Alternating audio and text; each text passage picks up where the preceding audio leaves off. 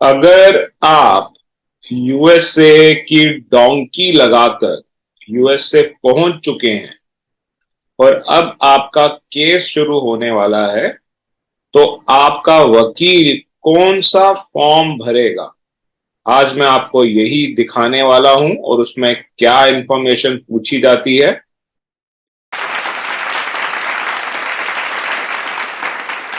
इसके अलावा मेरे बहुत सारे स्टूडेंट और मेरी ऑडियंस ये पूछती है कि जिनका सैलम चल रहा होता है, जब तक वो क्लियर नहीं होगा या जब तक उन्हें पीआर नहीं मिलेगी, क्या वो वापस इंडिया नहीं आ सकते? तो ऐसा नहीं है। या अपने देश में वापस नहीं जा सकते, तो ऐसा नहीं है। इसकी बहुत सारी ऑप्शंस हैं। तो मैं सीधा आपको फॉर्म दिखाता हूं जो हर एक उसको भरना है जो यूएसए में एसेलम मांग रहा है। चाहे आप डोंकी लगाकर गए हैं, चाहे आप टूरिस्ट वीजा लेकर गए हैं, चाहे आप जैसे भी गए हैं। तो यहां पर आप देख सकते हैं इस फॉर्म का नाम है I-589 application for asylum and for withholding of removal. जिसका मतलब है कि आप असैलम के लिए अप्लाई कर रहे हैं और आप कह रहे हैं कि आपको यूएसए से बाहर ना निकाला जाए। सबसे पहले आपके बारे में पूछा जाता है, तो मैं इसकी डिटेल में नहीं जाऊंगा। नाम वगैरह, एड्रेस, ये सब कुछ पूछा जाता है। इसके बाद हम आ जाते हैं पार्ट 2 पर। तो अगर आपके साथ आपके बीवी बच्चे हैं, स्पाउस चिल्ड्रन अगर हैं, तो उनकी डिटेल भी उसी ढंग से ली जाती है। उनका नाम, उनकी डेट ऑफ बर्थ, उनकी एज वगैरह सब कुछ आपको बताना होता है। वो आपके साथ यूएस से आए नहीं आए, पहले कहाँ रहते थे, कोई वीजा लगा है, कोई वीजा नहीं लगा है। फिर इसके बाद आपका पार्ट आता है information about your spouse and children, continue हो रहा है अभी भी। तो वही सब कुछ पूछा जाएगा कि आपकी शादी कब हुई और उनके क्या रिश्तेदार थे, ये सारी चीजें यहाँ पर पूछी जाएंगी। फिर आता है आपका बैकग्राउंड कि आपने कभी कोई क्राइम तो नहीं किया या आपके साथ क्या गलत हुआ है। लिस्ट योर लास्ट एड्रेस, आप पिछले 5 सालों में कहाँ रहे हैं, कौन सी सिटी में रहे हैं, कौन से स्कूल से आपने पढ़ाई की है, कहाँ आपने नौकरी की, चाहे आप दुनिया में जहां पर भी थे। और अगर आप यूएसए में हैं तो आप यूएसए में कब से हैं, और अपने रिश्तेदारों के नाम, मदर, फादर, सिबलिंग, इन सब के नाम यहाँ पर देने होते हैं। वो कहाँ पर रहते हैं, उनका जन्म कहाँ पर हुआ। और फिर सबसे इंपॉर्टेंट सवाल यहाँ पर पूछा जाता है कि आप किस बेसिस पर असैलम अप्लाई कर रहे हैं। तो ये 6 मेन यहाँ पे रीजन दिए गए हैं। रेस, रिलीजन, रेस का मतलब हो गया कि कोई भी हमारा, जैसे मान लीजिए कि कास्ट है, या कोई भी हम धर्म, या कोई भी हमारी जाति प्रजाति।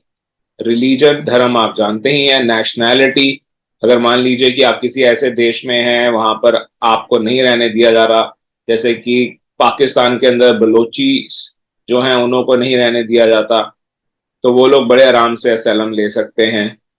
पॉलिटिकल ओपिनियन, अगर आप अपने देश में किसी पॉलिटिकल ओपिनियन के अगेंस्ट बात कर रहे हैं और किस वजह से आपको दिक्कत आ रही है, तो आप ये भरेंगे। या फिर आपने कोई भी ऐसा ग्रुप ज्वाइन किया हुआ है जो काम तो ठीक कर रहा है बट उसको वहां की गवर्नमेंट अप्रूव नहीं कर रही है, उल्टा उन्हें तंग कर रही है, तो वो इसको भर सकते हैं। या फिर किसी भी प्रकार का टॉर्चर हो रहा है, किसी भी प्रकार का टॉर्चर अगर हो रहा है, तो ये 6 ऑप्शंस यहाँ पर दी गई हैं। फिर पूछा जाता है कि क्या आपको कोई धमकी वगैरह मिली है, अगर मिली है तो उसके बारे में यहाँ पर बताइए। क्या आपके देश में या जहां आप रहते थे, आपके शहर में, आपके गांव में आपके साथ कुछ गलत व्यवहार किया गया है, मिस ट्रीटमेंट, तो उसकी डिटेल यहाँ पर दीजिए। फिर पूछा जा रहा है आपसे, क्या कभी आपको अरेस्ट किया गया हो या एक्यूज किया गया हो या इंटेरोगेट किया गया हो, तो उसके बारे में आपने बताना है। फिर आपसे पूछा जा रहा है कि कोई ऐसी ऑर्गेनाइजेशन या रिलीजन या जो भी, जिसकी भी वजह से आपके साथ दिक्कत आ रही है, क्या आप किसी गलत या ठीक ऐसी ऑर्गेनाइजेशन का हिस्सा हैं, अगर हैं तो क्या कारण है, क्या कारण नहीं है, वो बताइए। Do you or your family member continue to participate in any way in these organisation, अगर आप ऐसी किसी ऑर्गेनाइजेशन का हिस्सा हैं तो क्या आप उसके साथ कंटिन्यू करेंगे या नहीं करेंगे। क्या आप अगर वापस जाते हैं तो आपको डर है आपको टॉर्चर किया जाएगा या सताया जाएगा? फिर आपके पेरेंट्स और आपके स्पाउस और बच्चों के बारे में पूछा जाता है, क्या वो यूएसए में हैं, आप उनको भी असैलम दिलाना चाहते हैं? वो सारी बातें यहाँ पर आ जाएंगी, उनकी डिटेल आपने यहाँ पर देनी है।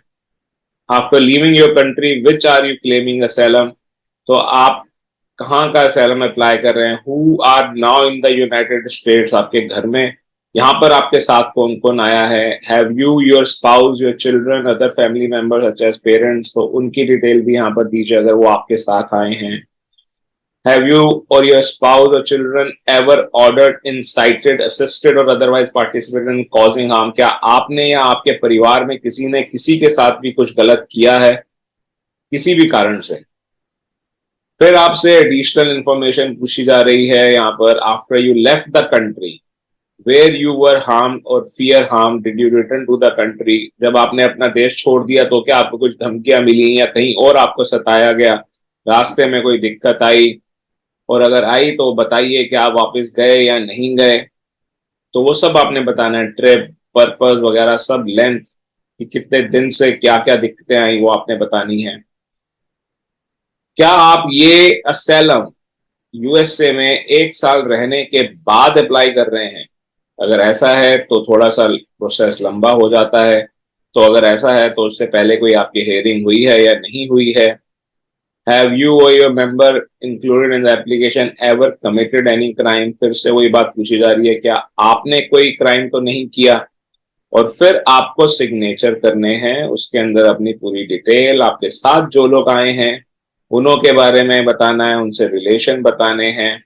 और फिर ये जो लास्ट पार्ट है ये उन लोगों के लिए है जो इमिग्रेशन करवा रहे हैं या जो भी आपका अटॉर्नी होगा, अगर मैं मतलब जो कोई भी होगा तो वो अपनी डिटेल यहाँ पर फिर आखिर में भरता है।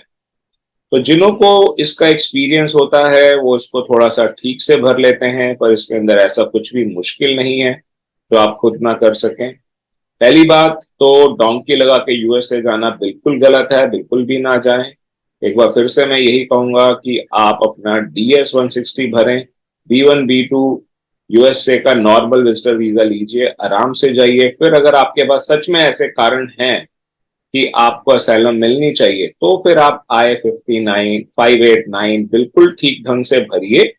अगर ये I-589 ठीक ढंग से भरा जाता है तो आपको असैलम मिलने के चांसेस बहुत ज्यादा होते हैं। फिर से मैं ये कहूंगा, इलीगल ढंग से यूएसए मत जाइए, डोंकी मत लगाइए, नॉर्मल ढंग से जाइए, नॉर्मल प्रोसेस कीजिए, ये बहुत बहुत आसान है।